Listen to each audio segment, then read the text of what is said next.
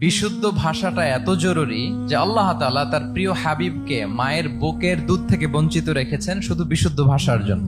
একজন মানুষ সর্বপ্রথম কোন জিনিসের প্রেমে পড়ে জানেন? কথার প্রেমে পড়ে। কথার ধরন, কণ্ঠস্বর, তার অ্যাটিটিউড, তার শব্দের জাদু, এটা মানুষের হৃদয়কে জয় করে ফেলে। তো রাসূল সাল্লাল্লাহু আলাইহি ইসলামের এই এলোকোয়েন্স ছিল। তিনি বলতেন আল্লাহ তাআলা আমাকে সর্বমর্ম বাচন ভঙ্গির অধিকারী করেছেন। মানে উনি যেটা বলতেন এটা ছিল very precise in wording but comprehensive in meaning. এটার যে দোতনা, এটার যে appeal to the heart of the people, to the heart of the listener, এটা অসাধারণ। মানুষের হৃদয়কে জয় করে ফেলতো। আল্লাহু আকবার। তিনি এমন ভাবে কথা বলতেন, কথার মাঝখানে পজ দিতেন, মানে একটু থামতেন যাতে করে শ্রোতারা বুঝতে পারে। এত চমৎকার করে ওনার প্রেজেন্টেশন ছিল, বক্তব্য মালাগুলো ছিল, ফলে যারা শুনতেছে ইজিলি মুখস্থ করে ফেলতে পারত। রাসূল সাল্লাল্লাহু আলাইহি ইসলামের সবচাইতে বড় ভাষণটি ছিল বিদায় হজের ভাষণ, খুব সম্ভবত। ওই ভাষণের টেক্সট গুলোকে যদি একসাথে করা হয়, আমার মনে হয় 10 মিনিটের বেশি লাগবে না ওই টেক্সট গুলো